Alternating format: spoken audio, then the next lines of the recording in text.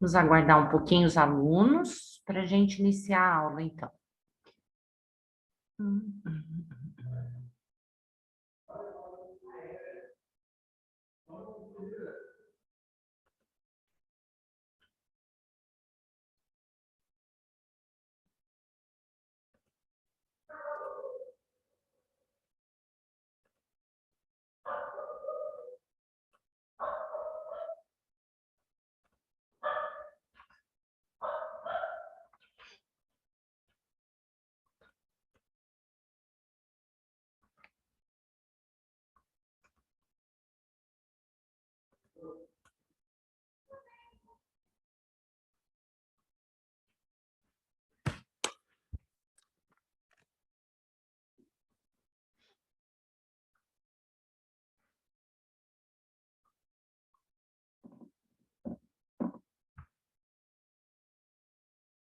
Só um pouquinho mais.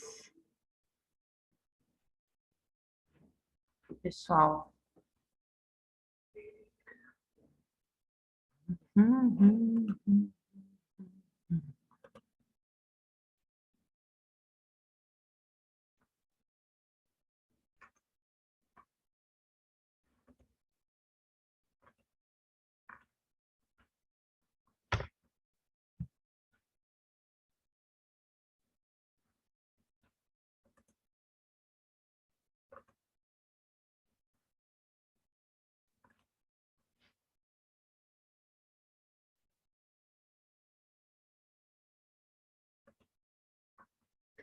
Bom, pessoal, vou iniciar, tá?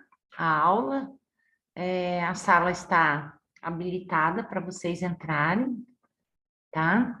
E então, aí vocês vão entrando conforme vocês têm um horário disponível, ok? Hoje não vamos fazer a nossa vista de prova ainda, tá? Não acabei de corrigir, então eu quero corrigir de todos para depois sim iniciar e fazer essa vista de prova. Certeza que na quarta-feira a gente já faz, né? Na aula de quarta-feira, a gente faz a vista de prova, então, em um momento, e depois continuamos este horário de aula, né, da quarta, com o restante do conteúdo, ok? Bom, pessoal, hoje, então, o nosso conteúdo é a respeito dessa transição, né, da conquista aí desses vertebrados saindo da água para a terra, então, essa conquista, então, do ambiente terrestre, tá? Sendo que a gente terminou, então, a gente falou desses peixes, né? E que, para falar, então, de tetrápodes, né? Que agora o nosso conteúdo abrange, então, esse grupo de animais, a gente ainda continua falando de água, né? Então, desse ambiente aquático, que era o único ambiente que tínhamos, então, com seres vivos, né? Com animais, com presença de peixes, né? Uma tremenda diversidade, então, de animais aquáticos, tá? E não seria diferente, então, para que esse ambiente terrestre, né, que a gente tem nesse momento, sejam habitados, sim, né, já por alguns invertebrados, tá? Que eles já há um tempo já apareciam, mas que ainda a gente não tinha muita formação ali de florestas densas, né? Era muito ainda esse ambiente, tinha muita presença de água, né? E agora, nesse momento dessa transição, é que ocorre essa transformação no planeta, então, que a gente tem essas águas diminuindo o volume, tá? E que isso, então, acabou propiciando essa transição de animais terrestres, tá? Então, a gente tem que compreender também, né? Quais seriam os animais que estariam aí adaptados para esse ambiente terrestre. Então, a gente, quando compara e vê um ambiente terrestre, a gente vê que ele tem características que são diferentes da água. E se a gente comparar um ambiente terrestre, né, para que um indivíduo de ambiente aquático venha a habitar esse ambiente terrestre, a gente vê que ele é muito hostil, né? E é hostil para muitos animais, até mesmo os terrestres, né? Então, são condições ali físicas diferentes do meio aquático, né? Então, o que que acontece? Esses animais, para que eles, então, possam habitar esse ambiente terrestre, é necessário que eles possuam o quê? Características ou adaptações, né? Que fazem com que eles se tornem aptos a viver nesse ambiente. Então, a gente sabe que nem todos, né, os animais aí vão possuir essas características e essas adaptações para viver nesse ambiente terrestre. A gente já vê que, tanto é que nós temos o quê? Animais que são estritamente aquáticos, né? E outros que se adaptaram e, ao longo, então, da evolução, eles adquiriram essas características e as adaptações que os fizeram, então, aptos a viver nesse ambiente terrestre, tá? Então, vamos dar uma olhadinha. O que é que esse ambiente terrestre, né, acaba fornecendo para esse animal e que ele tem que desenvolver adaptações aí ou características para que ele possa sobreviver nesse ambiente terrestre. Bom, para começar aí, a gente pode olhar em relação à radiação solar, né? Então, temos esses animais lá no ambiente aquático que não sofre essa radiação solar quanto um animal que esteja dentro do ambiente terrestre. Então, a radiação solar, a gente sabe que ela tem os raios, né? Tem os raios UVs, e é necessário, então, que esses animais que estejam nesse ambiente terrestre estejam, então, amparados aí com características que possam, então, burlar aí os raios deletérios aí e os raios UV pode ter. Oi, Maria Vitória, tudo bem? Oi, Pro, tudo bem? Bem, graças a Deus. Comecei a dar uma iniciada aqui, a gente vai falar dessa transição da água para a terra, tá? Que a gente começa a falar dos tetrápodes agora, tá? Então, a gente está falando desse ambiente terrestre agora, né? Como que ele é e como que os animais teriam que ter certas características ou certas adaptações para que ele pudesse sobreviver nesse ambiente terrestre, tá?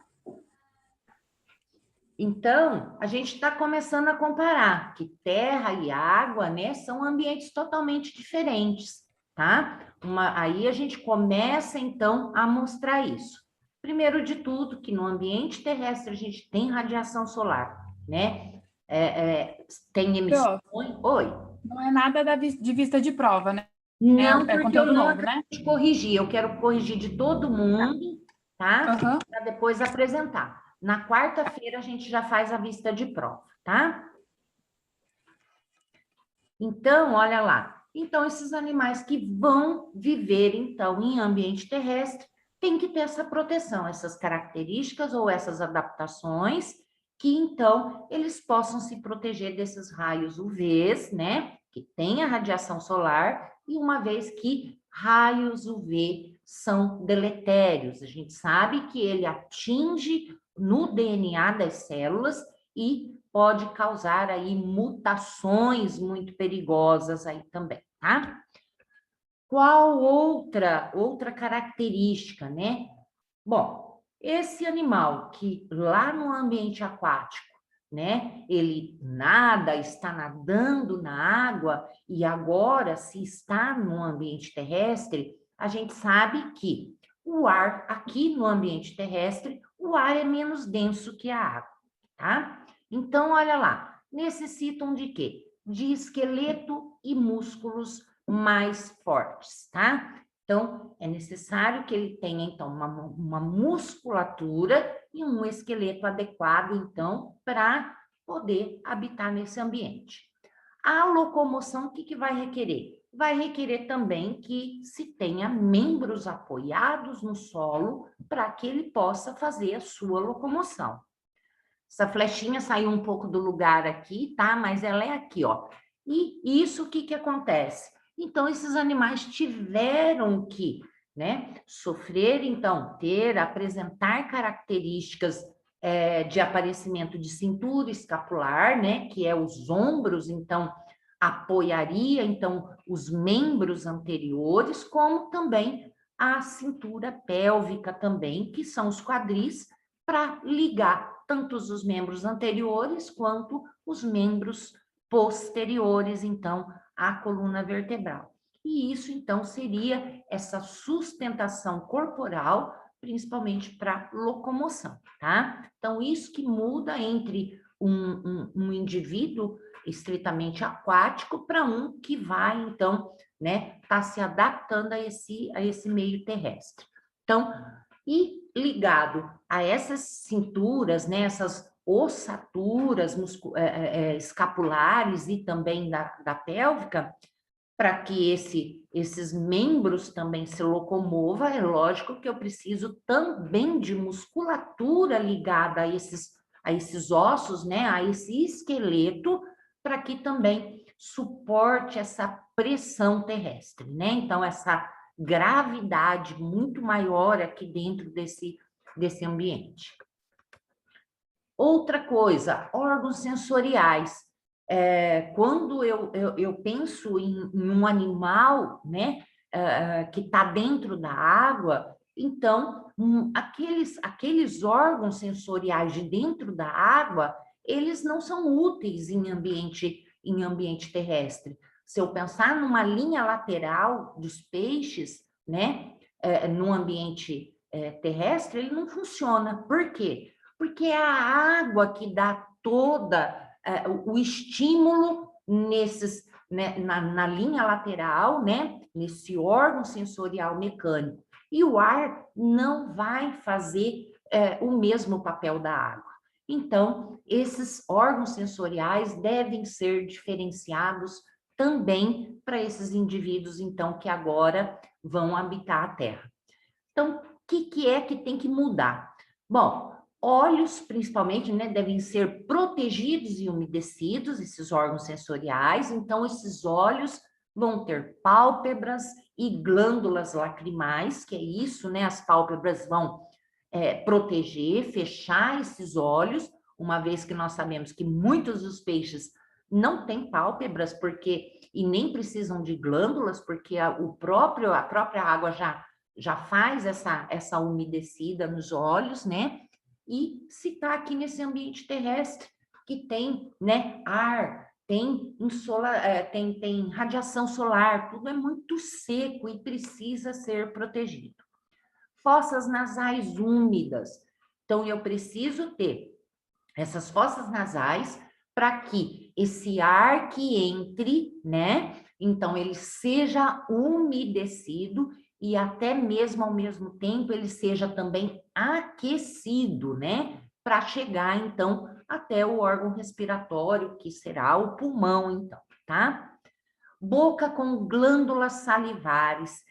Precisa-se ter, então, uma primeira digestão, né? Na boca, né? Normalmente, as salivas, principalmente quando a gente fala de mamíferos também, né? Mamíferos, nós mesmos, a nossa primeira digestão se inicia na boca, né? Com a salivação e que vai, então, tendo ali secreções de enzimas que nos ajudam a particular um pouco mais esse alimento que vai para o estômago, e daí outros órgãos também entram aí em conjunto para realmente fazer essas pré-digestões até que chega lá no nosso intestino.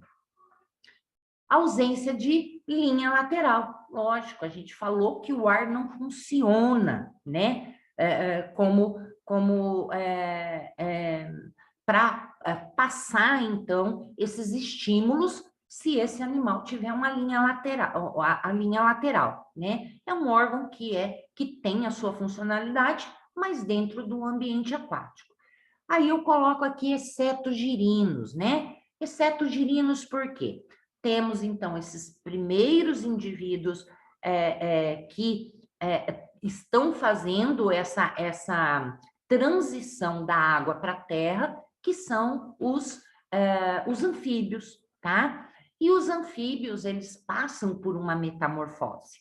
E o primeiro estágio de vida deles é a fase de girino.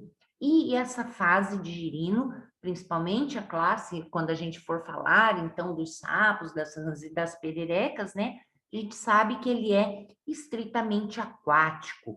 E vivendo dentro da água, essa linha lateral ainda existe, então, em girinos, tá? Dentro da classe dos anfíbios, nessa fase de girino, ok? Então, somente girino. Quando ele atinge, então, a fase adulta, ele perde essa linha lateral, uma vez que ele está, principalmente quando a gente fala do grupo dos sapos, que ele já é o grupo ali dentro dos anfíbios que mais se adaptou, então, ao ambiente terrestre.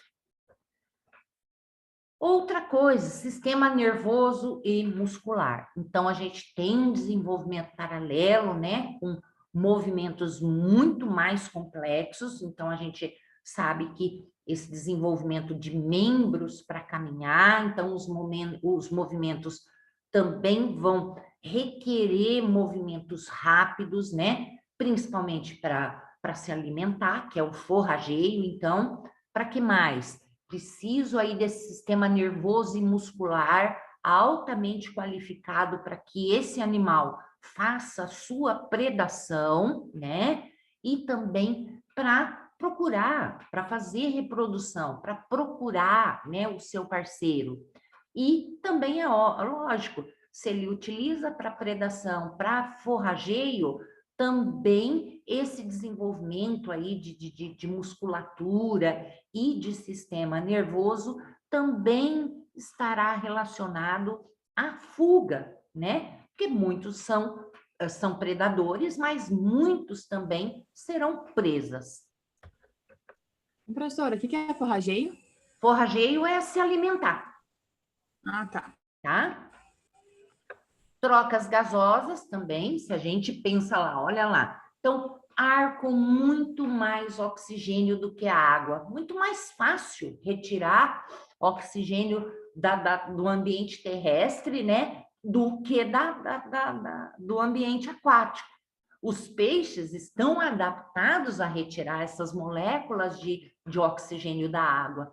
Mas para nós conseguimos nadar lá no meio dos peixes. Mas para nós é difícil. Conseguimos nadar por pouco tempo com reserva de ar, né, no pulmão, mas depois disso a gente tem que subir e tomar mais ar. Então, para nós que nos adaptamos completamente ao ambiente terrestre, né, nós e outros grupos de animais, então a gente tem toda uma adaptação e característica desse sistema respiratório em que ele, né, é preciso o quê? Ser umedecido, né? Ele não, porque senão sofre dessecação, né? O ar ali, ele tem tudo para desidratar.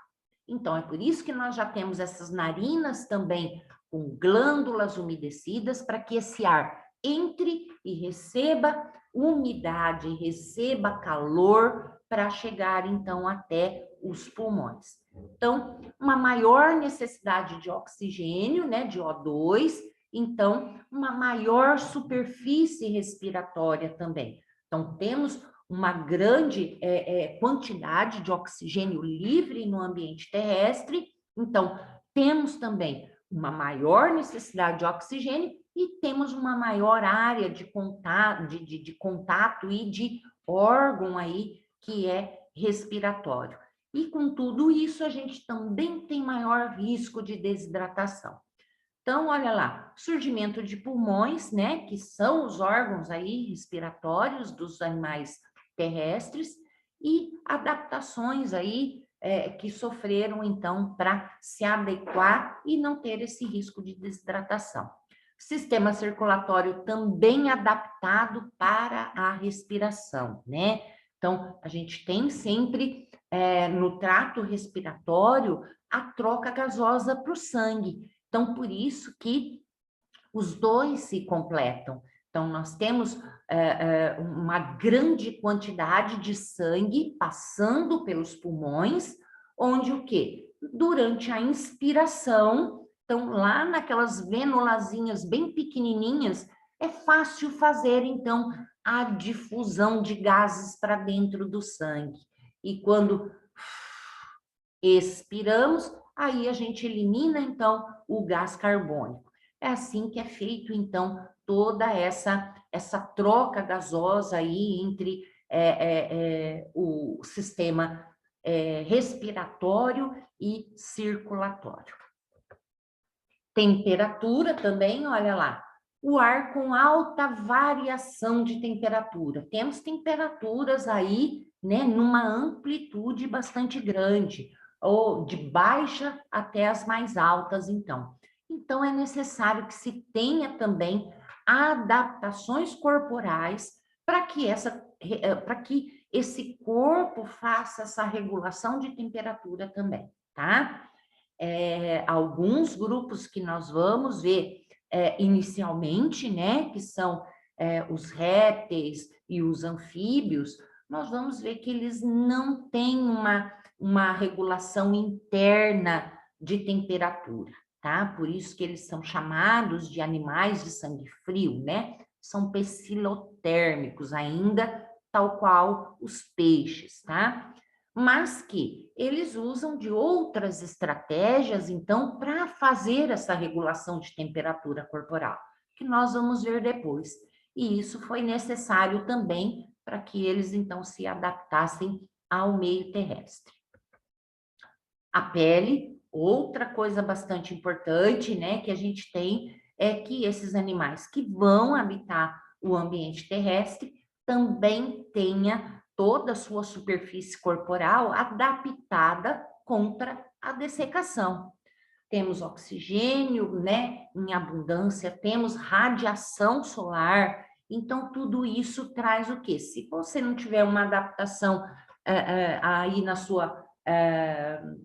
sua pele, você desidrata em pouco tempo.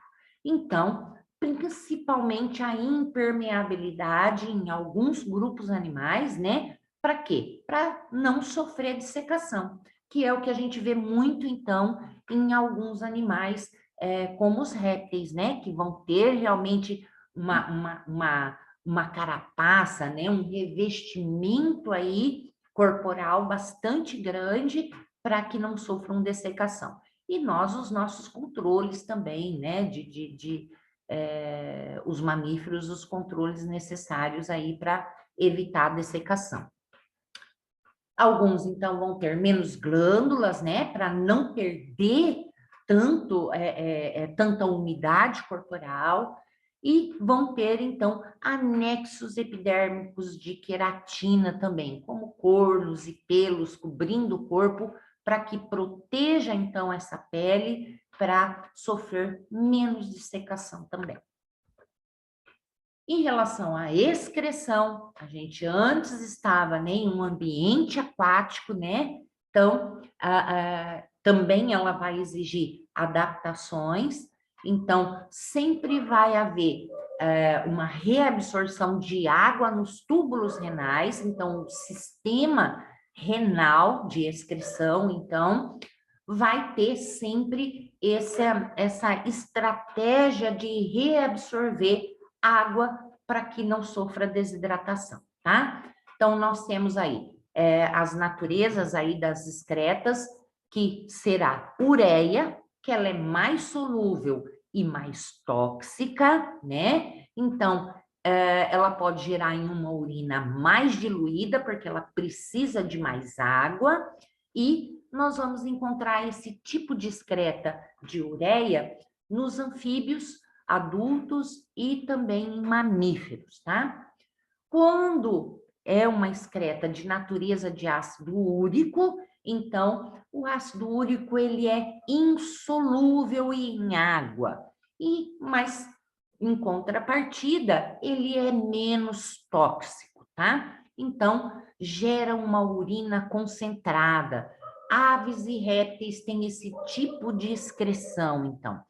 Isso é fácil da gente observar quando a gente olha lá as fezes de uma ave ou de um réptil, né? Quem tiver a oportunidade.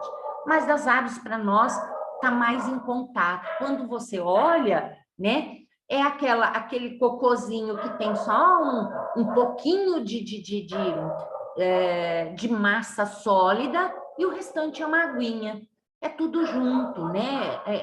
Já excreta tanto essa aguinha com aquela massa sólida de excreção. A gente viu que ele não é, que ele é insolúvel, tanto é que é muito chato tirar cocô de ave, por exemplo, quando cai no carro e você deixa secar, aí é muito complicado, e se você deixa muito tempo, essa excreta de ácido úrico, ela chega a corroer a pintura, até mesmo do carro, né? Então, é bem mais complicadinho aí. Então, esse tipo de excreta do ácido úrico, ele economiza muita água desse animal, tá? Então, usa muito pouco, tá? E a gente vê também esses animais, principalmente aves, defecando muito, né? A todo tempo. Passarinho é bastante, eles fazem muita excreção, né? Durante o tempo ali que ele está durante o dia, come e já logo ele faz cocô. Isso também vai, depois a gente vai ver que é uma estratégia para ficar com menos peso corporal também, uma vez que eles têm que voar. Em relação à reprodução, outro ponto também que é importantíssimo para esses animais que vão, então, agora a gente vai falar sobre esses tetrápodes, né, que conseguiram fazer essa transição para o ambiente terrestre, né? Então, essa reprodução no ambiente terrestre, ela acontece de forma interna, né? E pode ocorrer sem ausência de larvas, tá? Então, a gente vê em um grupo dos anfíbios, que eu já falei para vocês que anfíbios é a primeira transição de conquista, né, do ambiente terrestre, onde a gente ainda vê a reprodução ocorrendo externamente, gente, e com dependência da água, tá? Então, muitos deles terão essa dependência ainda da água para fazer a reprodução, tá? Mas falando de répteis, né? De répteis para frente, né? Todos os tetrápodes, além dos répteis, a gente já tem aí essa fecundação ocorrendo internamente, sem ausência, né? Com a ausência de larvas, então não vamos ter mais essa presença de fase larval, né? Sendo que em anfíbios a gente ainda tem essa fase diferenciada do girino, e nós vamos ter também de répteis para frente um ovo adaptado contra a dessecação. Dentro de anfíbios, a gente ainda vê que aqueles ovos não têm uma proteção contra a dessecação. Por isso que a reprodução ainda ocorre dentro do ambiente aquático, né? Então, é um ovo ainda muito delicado, não possui casca ainda. Aí, quando a gente for falar, então, dos répteis, aí sim a gente vai falar nesse ovo, que é um ovo amniótico, né? Que é o primeiro aí, o ovo ou o ovo reptiliano. E que o nosso também, né, desenvolvimento dos mamíferos, nós também somos seres amnióticos. Só que quando a gente for falar de anfíbios, anfíbios é anamnióticos. Há uma negação, ainda não vão ter o âmnio, tá? Mas aqui, falando então desses animais que se adaptaram ao ambiente terrestre e que tem esse ovo já protegido com esse âmnion, nós temos, então, esse ovo se apresentando dessa forma, né? Então, o âmnion, todas essas estruturas que nós não vemos ainda num ovo de anfíbio, tá, gente? Então, nós temos, lógico que nós temos um vitelo lá e tudo mais, mas temos estruturas aqui dentro dos aminiotas que não existe em anfíbios, tá? Então, teve-se que ter essa casca desse ovo, olha, mais uma casca mais forte, né? Porque está totalmente em ambiente terrestre e precisa o quê? Proteger esse embrião lá dentro contra a dessecação. Senão, se não tivesse essa casca, esse ovo também sofreria desidratação. Então, essa casca, além de ser uma proteção mecânica, ela também é um suporte aí, né? Ela pode ser mais mole ou mais rígida e sempre de constituição de carbonato de cálcio, tá? Então, nós vemos aí... Oi. Esse âmino que protege contra a dessecação, por isso que o anfíbio tem que ficar dentro da água, é isso? Porque ele não tem? Exatamente, também. Aqui, ó, evita desidratação e, ao mesmo tempo, olha, ele também protege, é mais uma boa, além de ter o córion, que já é uma bolsinha de proteção, tem mais o amnion aqui, ó, que protege o embrião. O embrião é isso aqui dentro. Essa voltinha azulzinha aqui é o amnion, que é uma outra proteção ainda do embrião também. Então, ele, juntamente, né, com todas essas estruturas e mais da casca, também evita essa desidratação, além de choque mecânico, que se esse ovo rola ou tudo mais, ainda está mais protegido, tá? Quando a gente fala ali, né, em relação dessa casca, muitas vezes a gente vai ter, né, olhando ali alguns anfíbios e alguns répteis, essa casca, ela é de carbonato de cálcio, mas muitos deles, a casca ainda não é rígida, rígida como a gente vê, por exemplo, das aves, né, que a gente tem que literalmente bater ali na pia para poder quebrar. Então, dos anfíbios, ela pode ser um pouquinho mais maleável, né? Principalmente de tartaruga, quando a gente olha de tartaruga, né? Por isso que é enterradinha lá embaixo da areia, né? Toda escondidinha. De jacaré é um pouquinho mais firme. Então, é uma casca que ela dá uma proteção mecânica, sim, mas ela é porosa. Então, ao mesmo tempo, ela ajuda o quê? Se a gente olhar aqui, olha, a gente tem a casca e a gente tem alguns espaços, né? Entre a albumina, que é fonte também de alimento para esse embrião, e nós temos aqui, ó, um espaçozinho que chama alantocórium, tá? Para quê? Para trocas gasosas. Tem uma casca que é porosa e tem um local aqui, olha, como se fosse uma lacuna, que também armazena o oxigênio. Para quê? Para as trocas gasosas que esse embrião necessitar, tá? Vitelo, aqui seria, se a gente pensa num ovo de galinha, que é mais fácil, ou de répteis também, é a gema do ovo. É a fonte, então, né, de proteína, de alimento que esse embrião vai ter até que ele se desenvolva completamente, tá? Vamos ver o que mais aqui. Alantoide para excretas, né? Normalmente vai acumular todas as excretas desse embrião. Quando a gente pensa num embrião de mamífero, depois esse alantoide, ele é bem...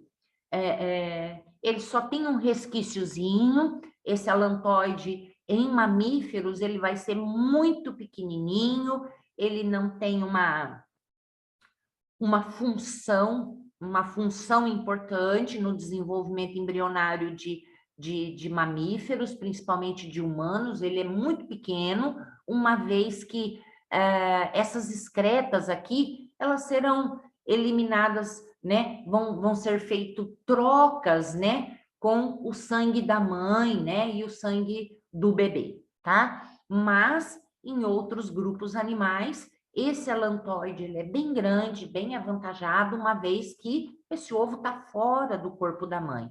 Então, precisa de um local para tirar essas excretas, então, desse embrião, tá? Então, aqui a gente colocou algumas coisas, ó, córium como proteção, né? Que é essa primeira, como se fosse a bolsa mesmo, né? Se a gente comparar aí com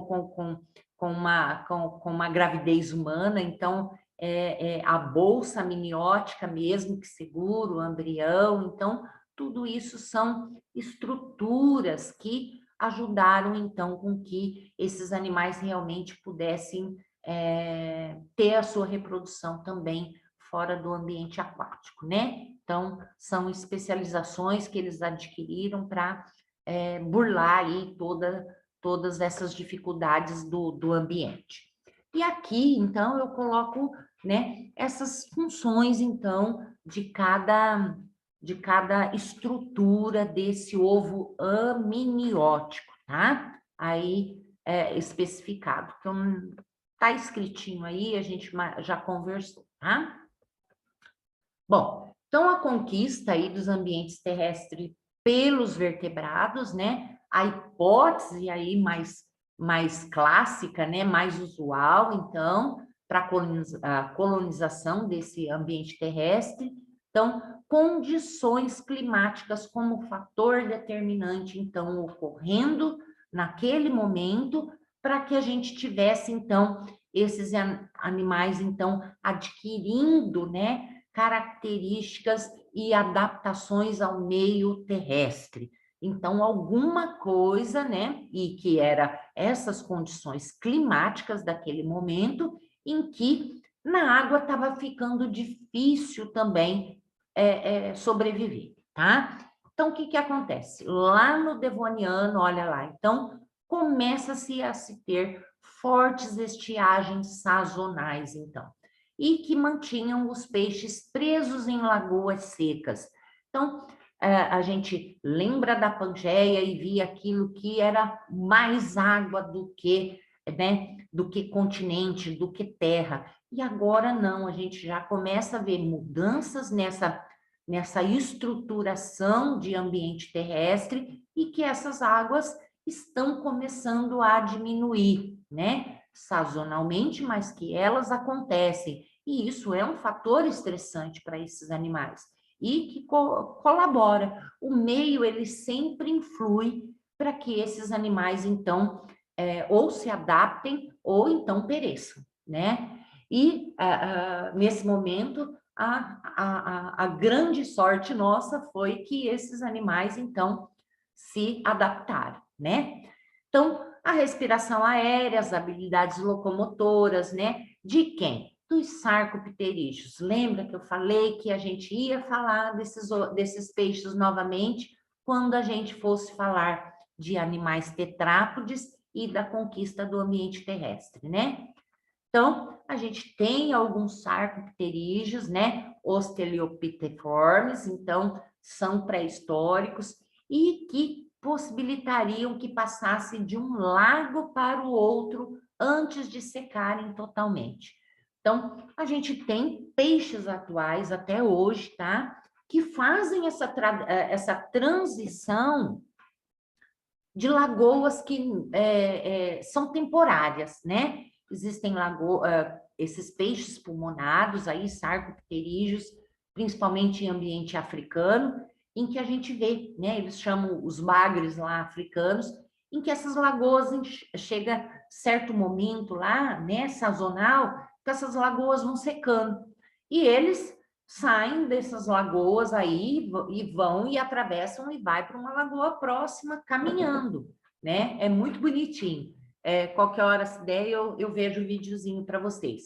Então, naquele momento foi a mesma coisa que aconteceu, tá? Então, a transição para o ambiente terrestre representou uma série de vantagens para esses vertebrados, pela oferta de novos nichos com a mínima competição por eles, além da escassez de predadores e competidores, e oferecendo ainda oxigênio em abundância.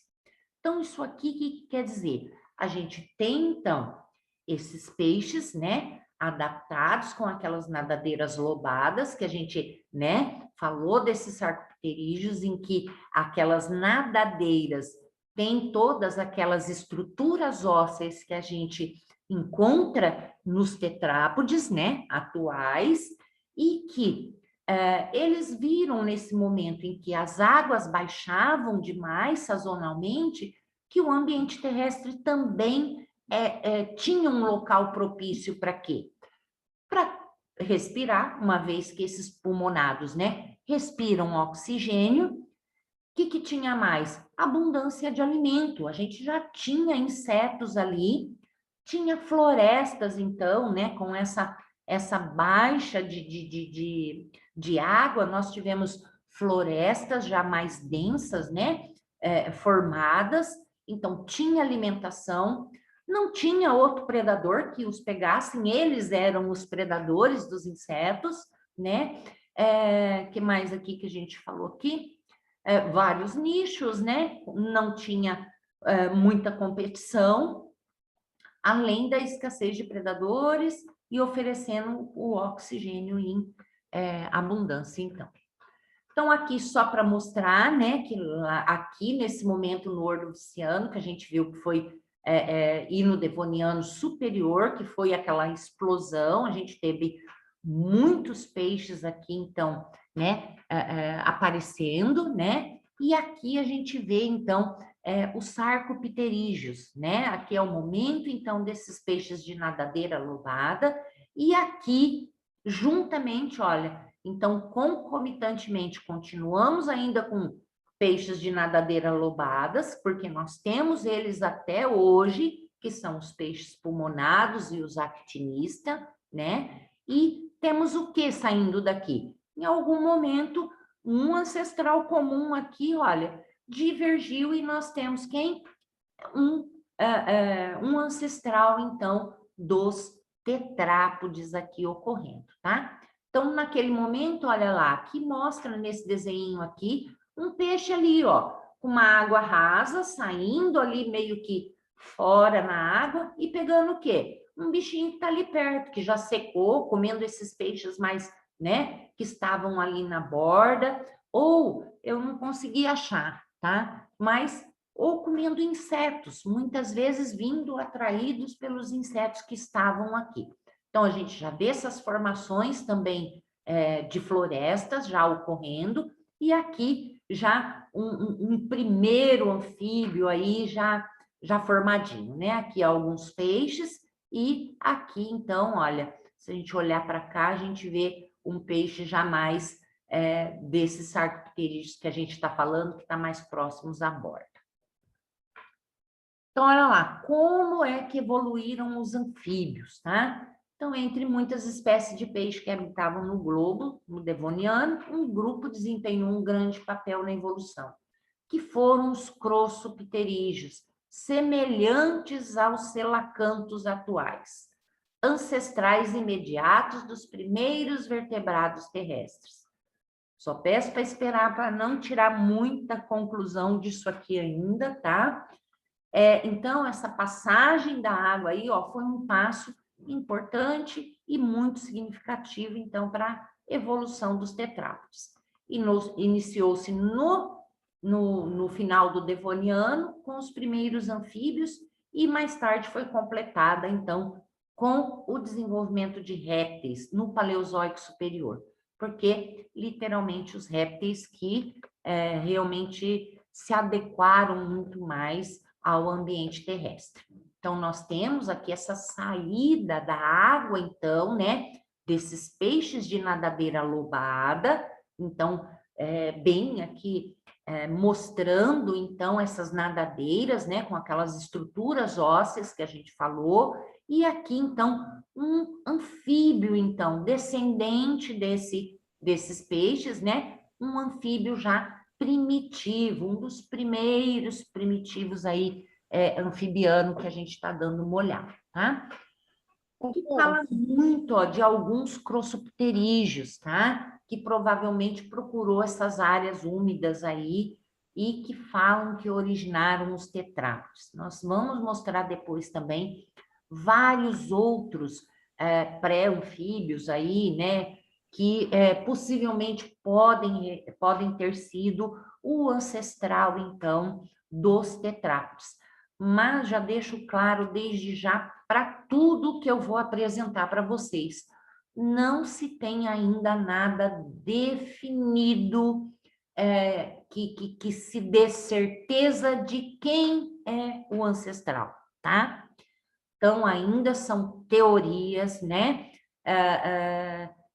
Tem muita lacuna a ser fechada para determinar, então, quem é realmente o ancestral tetrápode, tá? Existe aí os mais, que estão mais no topo, tá? E vou apresentar alguns deles para vocês, tá? Mas que a gente não pode aí citar. Apesar da gente estar falando crossopterídeos, a gente está falando daquela linhagem actinístea, né? Que são marinhos, estritamente marinhos, os descendentes atuais que a gente tem hoje. E que eles são sarcopterídeos. Eles têm bexiga natatória, mas não utilizam a bexiga natatória para a respiração. Quem usa a bexiga natatória para respirar são os sarcopterídeos pulmonados, que são os dipnoi, de água doce. Então, fica isso tudo muito... um lado de estudiosos levam para acreditar que tenha tido uma linhagem desses peixes pulmonados, então.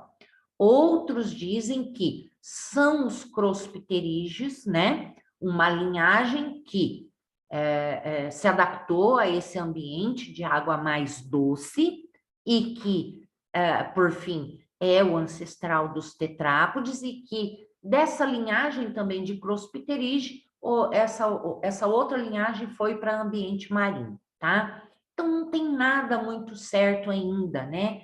Então, como a gente falou, uma diversidade tão grande desses peixes, né? E que se não encontra esses fósseis, ou quando se encontra esses fósseis, muitas vezes eles não são completos, né? Como eu vou mostrar para vocês do Ictiostega e do Acantostega, que achava-se esses fósseis, mas nunca completos. Então, não dava para... Eles reconstruíam esses formatos corporais desses primeiros anfíbios, né? Mas que não se tinha certeza se realmente, né, era daquela forma. E depois, conforme iam achando que eles iam... Ah, não, ó, a pata já não é mais voltada para frente, é voltada para trás. Então, o que traz muita incerteza é isso, tá? É a falta de achar realmente esses fósseis completos, tá? Então, a gente aí, ao longo do tempo e das descobertas, é que realmente a gente vai ter, talvez a médio ou a longo prazo, uma resolução realmente a respeito desse ancestral. Mas que, né, a gente tem de tudo isso, que essa transmigração, então, do ambiente aquático para o ambiente terrestre, ela demandou em quê? Em múltiplas transformações, fossem elas anatômicas ou fisiológicas, né? Como a gente viu. Então, cinturas escapulares, sistema respiratório, sistema sensorial e tudo mais, tudo isso teve que ser adaptado, né, e modificado para que eles se adaptassem a esse ambiente. Aqui, então, falando, né, que no final do Siluriano e início do Devoniano, houve uma radiação explosiva de peixes, os quais passaram a ocupar todos os ambientes aquáticos. Nesse período, as terras eram mais altas e o clima nas regiões próximas ao Equador era tropical e úmido. Bacias de água doce já haviam se desenvolvido em adição aos mares rasos, formando áreas brejosas e pantanosas. E a vegetação era abundante nos hábitats de água rasa. Já haviam ocupados, então, ambientes terrestres. Então, nesse momento, é a isso que a gente leva aqui, olha, nesses abundantes hábitats de águas rasas e que eram de mares, né? Então, de águas salgadas, é que talvez, então, esteja aqui, então, esse ancestral, então, sarcopterígio da linhagem crossopterígio, então, tá? Que acabou se adaptando nesse ambiente terrestre. Bom, essa transição, então, né, para a Terra, né, e evolução desses tetrápodes, olha lá, peixes no Devoniano, com nadadeiras lobadas e fortes, que migram para a Terra lentamente através da seleção natural. Porque a gente sabe que isso, né, é os adaptados, né, os mais fortes, então, vão se adaptar a essa vida na interface da terra e água, tá? Dando assim origem aos anfíbios. Então, a gente sabe que esses primeiros anfíbios, e como nós temos alguns atuais, eles então têm ainda essa ligação muito tênue, né? Que eles ainda utilizam tanto esse ambiente terrestre quanto o ambiente, então, de água. Um dos fósseis mais interessantes e recuperados em sedimentos devonianos foi o Ictiostega, e esse fóssil apresenta diversas características compartilhadas com todos os tetrápodes terrestres, então. Então, nós temos aqui, entre essas características, o pescoço livre, que permite o movimento da cabeça, virar a cabeça, então. Esse movimento é útil para captura em ambientes, então, confinados, né, onde ocorre nos pântanos, onde, então, esse ambiente é pequeno, tá? Além disso, esses animais podiam se mover em água rasas, o que deu a eles uma vantagem seletiva frente aos peixes que não podiam se mover nesses locais, e mobilidade na articulação do pulso. Isso favorece tanto a natação, como também a sua locomoção no ambiente de terra, né? A partir do Devoniano Médio, as primeiras florestas já haviam se desenvolvido, os primeiros artrópodes, crustáceos, insetos, diplópodes e aracnídeos já estavam presentes. Então, nesse cenário aí que a gente vê, né? Então, a gente tem esse ambiente com alimento, tá? Então, surgiram os primeiros tetrápodes, que nada mais são que os vertebrados terrestres com 4 membros e dígitos também nesses membros. Então, aqui temos um pouquinho mostrando, né, esse ambiente terrestre, olha lá, falando, então, dos peixes pulmonares, com nadadeiras lobadas, né, dando origem a esses tetrápodes. Então, a gente tem aqui esses primeiros, o Titale, que é aqui, depois o Acanthostega, Ictiostega, então são 3 linhagens aqui que entram aí para essas teorias de serem os ancestrais, então, dos anfíbios. Aqui só falando um pouquinho, deixa eu ver se tem muita coisa ainda. Ainda tem bastante. Acho que a nossa está faltando 7 minutos. Então, aqui só para lembrar daqueles peixes pulmonados, né? Que não é difícil lembrar, que são de nadadeiras lobadas, que usam a bexiga natatória, que tomam ar através da respiração aérea, né? Então, são exclusivamente de água doce. Então, eles evoluíram em ambiente de água doce e provavelmente pobre em gás oxigênio. Isso que fez com que eles, né, tivessem que utilizar esse pulmão primitivo aí para a captação de oxigênio, ao invés de utilizar somente as brânquias. Por isso que temos, então, essa linhagem de peixes dipnóicos de água doce. Os dipnóicos respiram esse oxigênio, então, aéreo, né, por meio dessa bolsa aí, que é, então, a bexiga natatória e que funciona como um pulmão nesses peixes dipnóicos. Temos outra linhagem de sarcopterídeos, que é o Actinistia, e que nós temos o selacanto atual, tá? A Latiméria marinha. Então, crossopterídeos, olha lá, é a latiméria, e que não utiliza essa bexiga natatória que ela tem, né? Apesar de ser também um sarcopterígio, ela não utiliza o seu pulmão como fonte respiratória, tá? Então, ela vai utilizar realmente ali as brânquias, então, tá? Mas tem a mesma constituição das nadadeiras lobadas, tá? Aqui, olha, para mostrar aqui, então, nós temos o sarcopterígio, os peixes pulmonados num canto e os crossopterígios, que são os actinistas aqui. Selacanthus, ó, crossopterígio típico, que é mais ancestral, e depois tendo os selacanthus que nós temos hoje, que modificaram, tá? Modificaram bastante dos selacanthus iniciais, mas que guardam poucas características que fizeram com que se tivesse, então, a comprovação de que realmente eles são descendentes dos crossopterídeos. E daqui é lógico, então, tendo os primeiros anfíbios primitivos, e daí nós vamos ver quem são os anfíbios atuais, tá? Então, daqui originando os tetrápodes, que são os anfíbios, os répteis, aves e também os mamíferos, tá? Aqui um pouquinho falando, olha, entre os dipnoi e os primeiros tetrápodes, né, como a Cantostega e Ictiostega, que são os primeiros anfíbios lá mais primitivos, encontramos diversos fósseis intermediários, então, e que mostra a evolução gradual, principalmente desses membros, então, tá?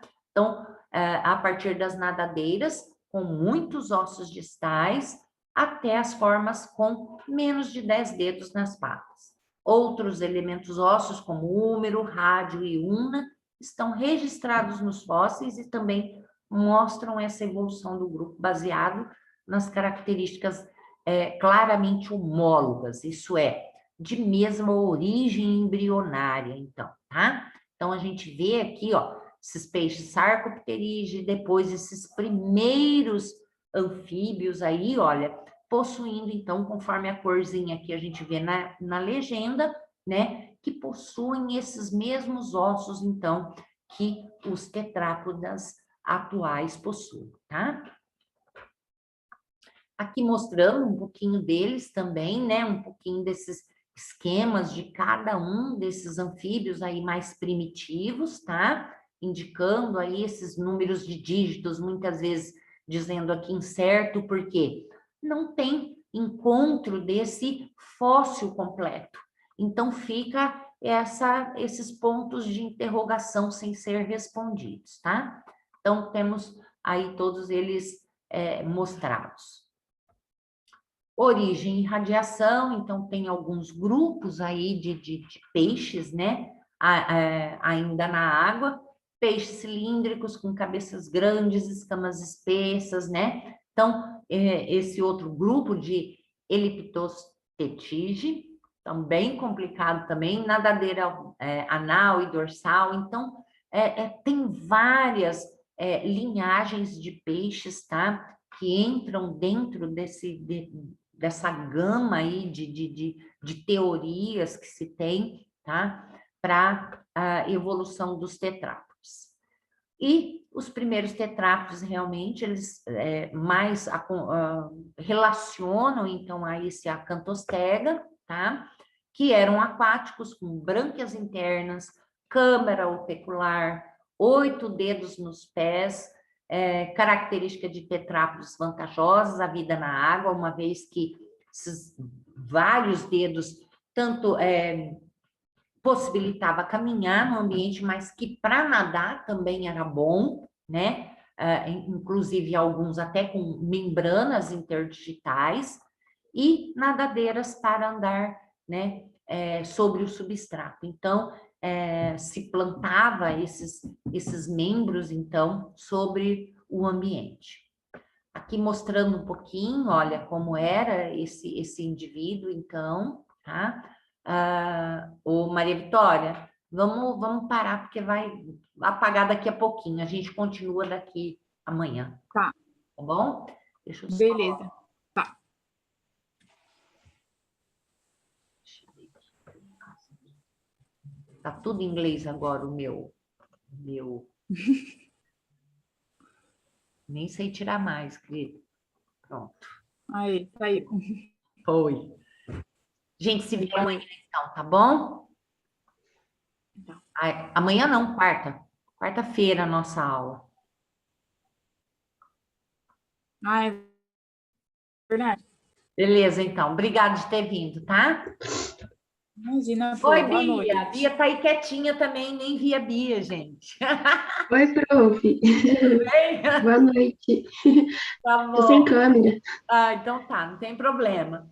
Mas aí, na quarta-feira a gente faz a vista de prova e termina essas aulas, tá bom? Beijo, Então, Beleza. gente. tchau, prof. Até mais. Tchau, tchau.